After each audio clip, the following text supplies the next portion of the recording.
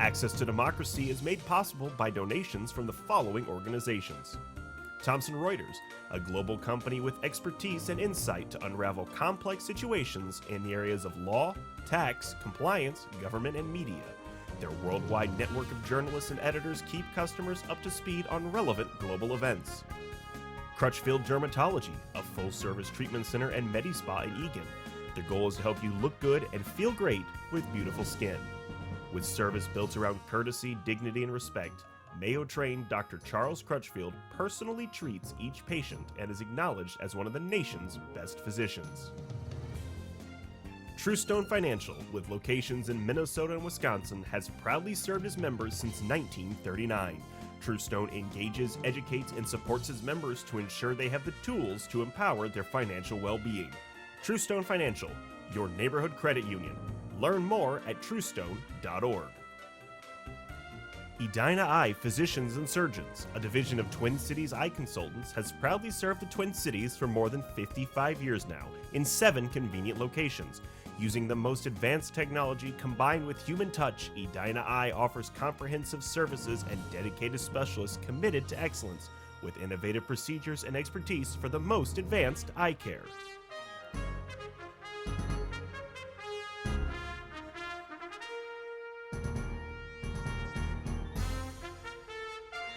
Welcome to this episode of Access to Democracy. I'm Steve Francisco. We have a very special show for you today. It's my pleasure to welcome to our studio today 2 first-time visitors. We have with us today John Peterson, who is the teacher and coach of the robotics team here at Eagan High School. And we have an Eagan High School student with us today, Kai, and make sure I pronounce your last name correctly. Meilahn-Kinard. Meilahn-Kinard. Thank you. Thank you for being with us today. And as you can see, we have a non-speaking guest to my right. This is the robot that we're going to be talking about today. So, John, I'm going to start with you. If you can tell us just briefly a little bit about yourself, where you went to school, and what interested you in taking on a career in engineering. Well, I'm a retired engineer from 3M, and I got my degree from Milwaukee School of Engineering. I was always that kid that was fixing things and making new things, and if somebody broke their toys, I was the one that could fix them when I was younger. So I just got into mechanical things like that, and I really enjoy it. And how long have you been an engineer? About 34 years. Good long time. And you're a teacher at Eagan High School and a coach, mentor for the robotics team. When did the robotics team begin? It was about 2006 we first started. And we've been going ever since. I believe we were in our 16th year. Fantastic. And Kai, you are a current student at Eagan High School. What year are you in at Eagan High? So I'm a junior at Eagan High School, and this is my 3rd year on the team so far. And you enjoy it, I take it? Oh yeah, very much. It's one of my favorite extracurricular activities that I do. So what's the best part about being on the robotics team? The best part about being on the robotics team would be being able to work with so many other people on creating something that is such a big project that you can focus in on and really put effort into. And you can see your results in a large-scale competition and just be able to work with others really well. And we should say that when we use the term team to speak about the robotics team, it's not that dissimilar from the sports teams at Eagan High School. No, yeah. You have a hockey team, you have baseball, football. The robotics team, similarly to the sports team, I understand you can earn a letter in robotics, right? Yep. Yeah, so the Minnesota State High School League also recognizes robotics as a sport, and so it would be the same as any other kind of soccer, basketball, baseball. Right. So, John, there are a couple of acronyms that we want to address right away at the top of the show here. One of these is called FIRST, and the second one I'm going to ask you about is STEM. What is FIRST? What does that stand for? FIRST stands for Inspiration and Recognition of Science and Technology. And STEM? STEM is Science, Technology, Engineering, and Math. Now, you've been involved in mentoring students not just at the high school level, but also, as I understand, at the grade school level, really young kids. Why do you start so early with grade school kids? Well, they need to know all the concepts as soon as they can, and First Robotics has age-appropriate levels of robotics where they teach it. For instance, the grade school level, they have a Lego robot that has a microcontroller and everything that the students program to run courses in their competition. So maybe not something as complicated as this robot, but basically an introduction to robotics to get young people's imagination fired up and get them enthused to learn more. Right, and using the Legos that they're used to playing with. Right, something that would be familiar to them. So one of the things that you do, Kai, well, tell us about your role on the robotics team. I understand that you are one of the leads on the team. What does that mean? What do you do on the robotics team? Yeah, so I am one of the mechanical leads. We have 3 that work together to make sure that our robot is like built right and designed nicely. So I specialize in designing and using the CAD software. And what does CAD mean? Tell our viewers. So CAD is computer-aided design, and so basically in a program on a computer, you can design an entire robot with each piece like clearly viewed in the program, and you can send that to a different machine called a CNC machine, and have that machine manufacture your parts, and so you can physically make the robot and see the parts that you would make online. Right. I had the pleasure of being at the Eagan High School, and I think it was the first weekend in March when I met John there, and saw a competition that was going on, and your team was part of that competition. There were also robotics teams from other high schools. But one of the things I really enjoyed, John, you took me to the back of Eagan High School. I didn't know this. There's a whole back room there, a workshop, where you actually make parts and assemble robots such as this robot, right? Tell us, where do you get the parts from? And I understand you make some of them. What type of materials are used in making a robot such as this? Well, in this particular robot, we use mostly aluminum, sheet aluminum, and some bar stock that we fabricate. We also have polycarbonate for some pieces, and we also do a lot of 3D printing. There's a considerable amount of it on there, which is plastic that's kind of extruded out. That too comes from our CAD designs. And you have a 3D printer right in the school there, right? Yes, we have several of them, and they're almost all busy. That's really remarkable. So give us a ballpark idea. How much did it cost to build this robot? Well, most of the money is in the electronics. There's probably about $4,000 worth of it in there, and another $1,000 or $2,000 goes into the materials that we fabricate and the pneumatics and a few other parts that we put on there. And again, the robot, this one was built for a specific purpose. Kai, do you want to describe what this robot can do? Yeah, so like every year, First would produce a game.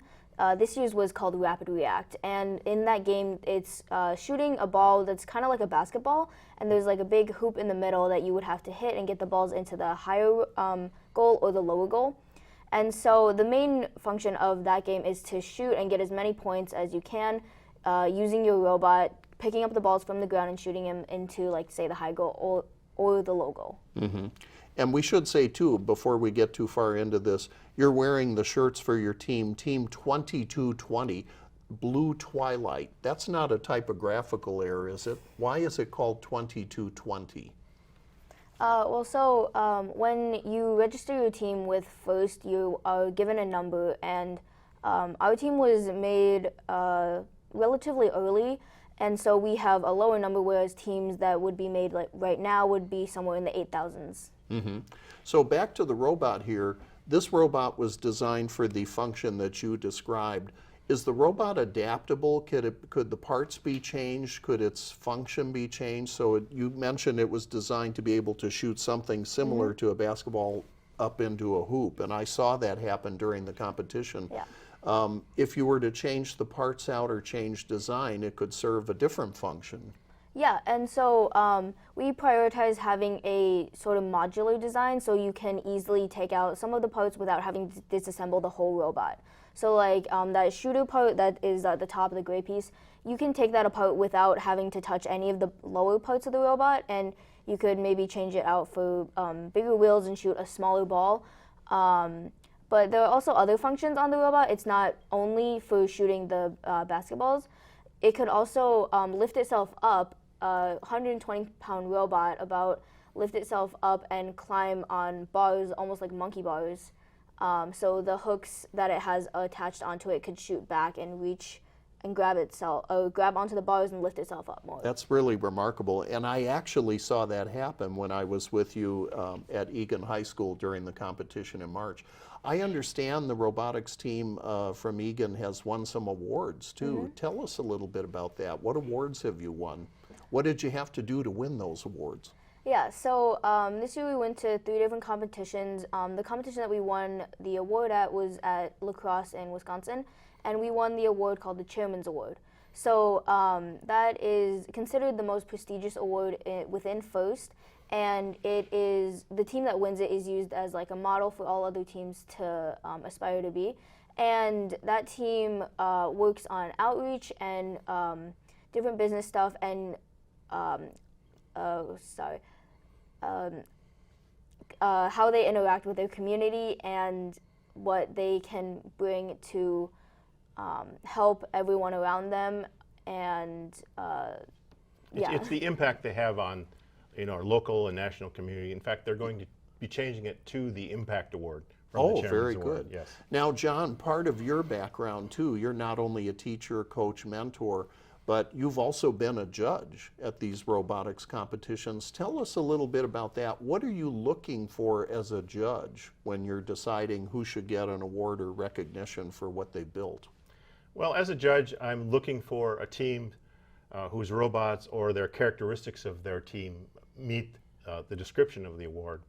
And I try to get out of them what they've done, have them talk through their process, because it's not just doing something. It's not just having a good story. They have to be able to tell a good story. They have to be able to articulate what they've done, and that's one of the soft skills that the students learn in robotics. Mm-hmm. And again, just to underscore, everything that the team does is a team effort. It's collaboration with each other. That this is not the result of any one individual, it's the result of working together and what you can learn from each other during that process of building it. Right, and it's the students' work. The mentors just train them in advance and supervise them, but they do all the design and assembly and everything like that. So you mentioned the cost of the robot. That's obviously significant when you're building these robots there at Eagan High School and other teams elsewhere. You have some corporate sponsors too, and I believe our viewers can see them on the robot here displayed. Tell us about your corporate sponsorships. Well, I retired from 3M, and even now, though I work with them, they're a big sponsor. In fact, they're the highest level sponsor for FIRST Robotics overall. They give a lot of money to a national organization to put on these competitions. And like any corporation, they understand the value of STEM education, and they want to have good employees in the future, so they're willing to put their money towards supporting this, and including supporting usually underserved people, minorities and women these days. I would note that one of your sponsors is Thomson Reuters. We record our program here in the TV studio. We're in the Thomson Reuters complex right here in Eagan too, as well as the others. Did you want to just quickly mention who the others were besides 3M, Thomson Reuters? Well, you can see there, these are some of our major sponsors. There's quite a few smaller ones, including, for instance, me. I contribute a lot of money. Good. All the salary I get eventually goes to the team, but because it takes a lot of money, our overall budget, including travels, is around $90,000 just for our team. But that's travel to other competitions around the country. Right. We traveled to 3 this year, so it adds up after a while. But corporate sponsors have been very good to us because they recognize the value of the program, including Thomson Reuters. They've given us money up front, and when we needed additional money, for instance, to go to additional competitions, they've been generous there too. Very good. We're happy to hear that. So one of the places you went this year, Kai, I understand, I believe it was April, the team went to Houston, Texas. Tell us about that. What did you do in Houston? Yeah, so in Houston they held the World Championships. So there were teams from all over the world that came to compete, and there were 6 different fields, close to 900 teams, I think I heard. And that was only FRC. So there's also the FTC teams, which is a different kind of robotics. What does that stand for, FTC? FTC stands for First Technical Challenge, and so students ranging from middle school to high school can participate in that one, and they build smaller scale robots, but it is very similar in the design and building the robots. And then there's also the FLL, which is for younger elementary school students, and they use Legos and they build a robot to move around a table. So it's really that, again, that age span from very young kids, perhaps in grade school, all the way up to students at the high school level, correct? Yeah. Yeah. And so back at the championships, there you would compete against a lot of other teams, and so all of the teams, it's just a big competition, really. And so we were in this specific division called the touring division. There were 6 other divisions, and we competed in probably 10 matches, I would say, and each time you would be paired with different other teams as an alliance, and when you play, there are 2 alliances, 3 robots in each alliance, and then you would compete for 2 minutes, 2 minutes and 15 seconds to score the most amount of points and just try and win the match. And I understand congratulations are in order, that the Eagan team came home from Houston, Texas with an award. Is that correct?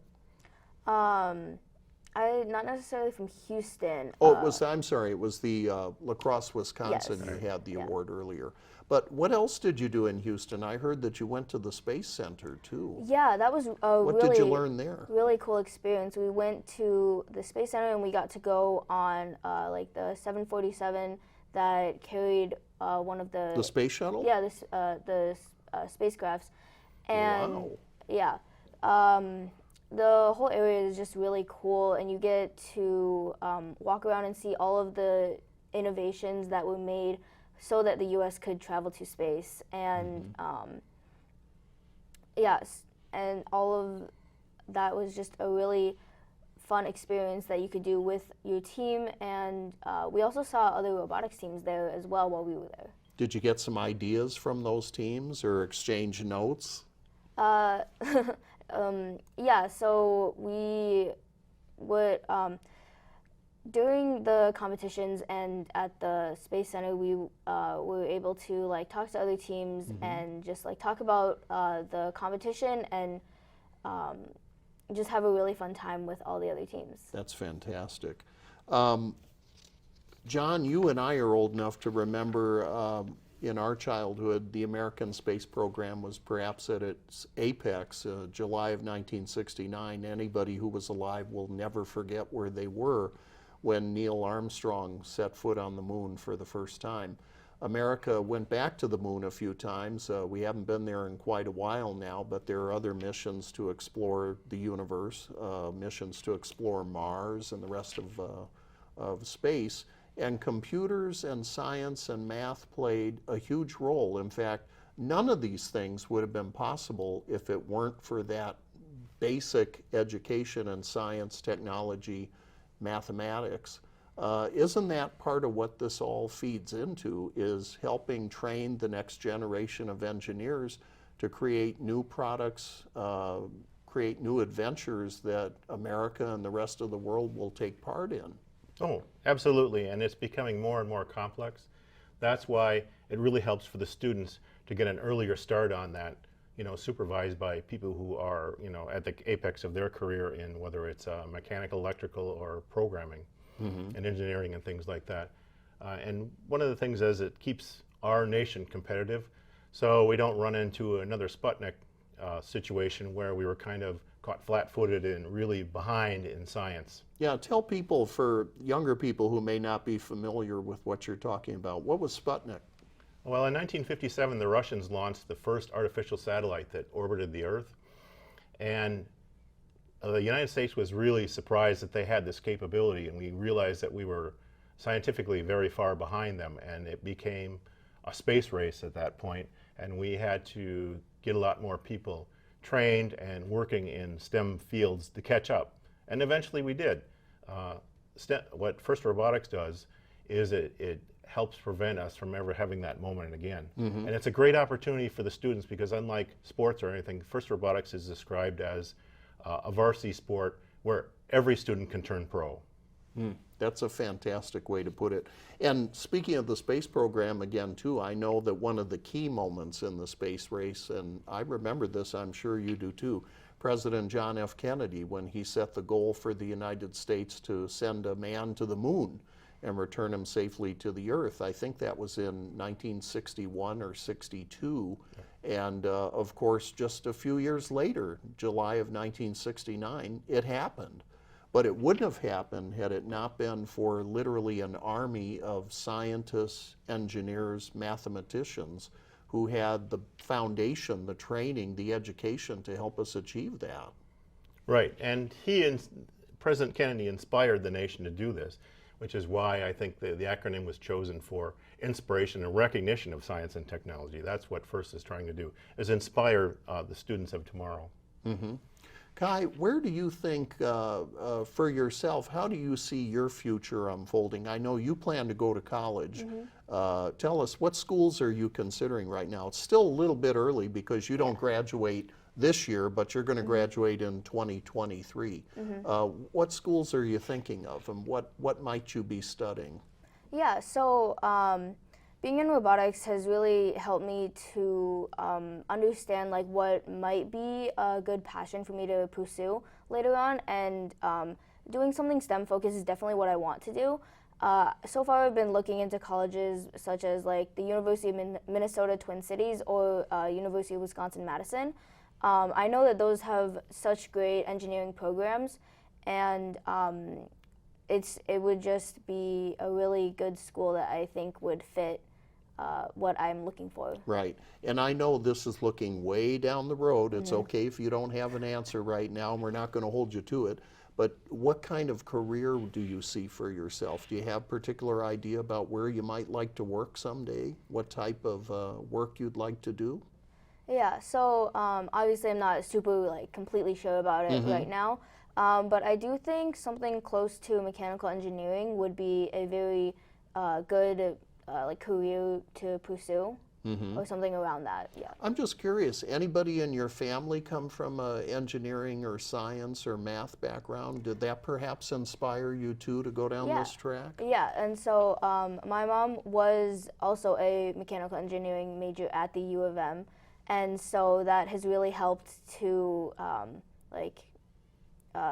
influence me and help me decide on what I might want to do. So you saw, from just being at home with your mom, you saw what it might be like to have a career in a scientific or mathematical career. Yeah, that's really great.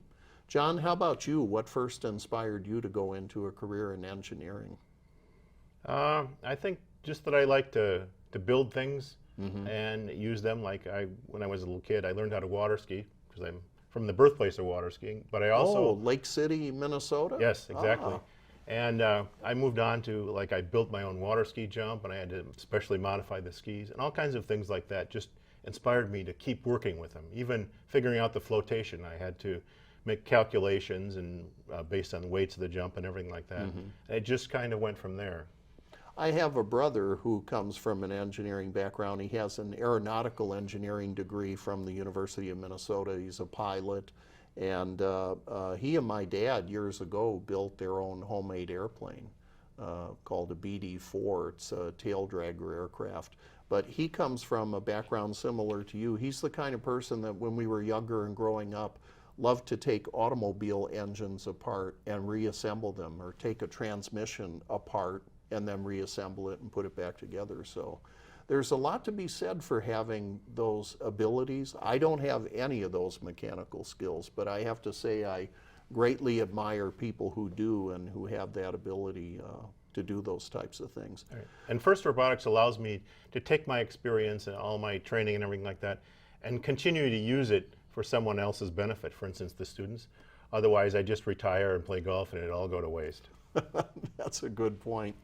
So what will happen in the coming year with the robotics team? Now we're getting near the end of the school year. Things are starting to wind down. You're going to be saying goodbye to some of your colleagues on the team who are about to graduate, right? Mm-hmm.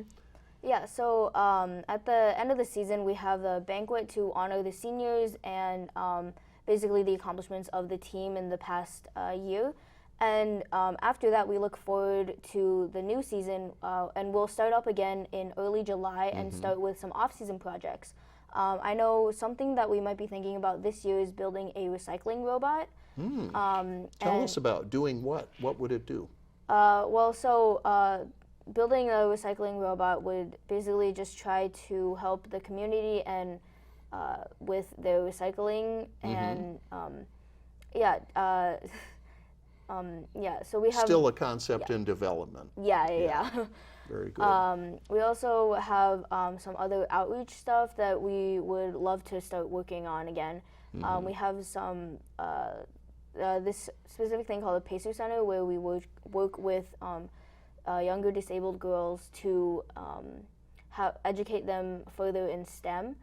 And also other demonstrations at like a firefighting place where we would demonstrate our safety procedures and learn from the firefighters as well. That's very inspiring. And I understand that creating a role for women in STEM education and in robotics is really important too, that a lot of the leadership, such as yourself, are young women who are pursuing careers in this field that used to be dominated primarily by men. Yeah, so on our team, we have very female-dominated leadership roles. This year, for example, we have our two captains of the team are both females that really work. They were part of different sub-teams on our entire team. So one of the captains is like an MTR lead, so they would deal with things that... A what lead? I'm sorry. MTR, so that stands for More Than Robots. And More Than Robots. Yeah, so that would focus on more of our outreach stuff and just all of the helping the community and local things. And then our other captain is control lead, so she would work on the like electrical parts of the robot and make sure all of the wiring works. Very good. Well, I see we've just about run out of time. I want to thank you both for being here today and bringing in this great piece of machinery here. It hasn't said a word during the show. I don't know if it was me or what. But go to the links that we'll show on the website to see the robot in action. Thank you both for being here today, and good luck to you both and the robotics team from Eagan High School. Thank you. Thank you.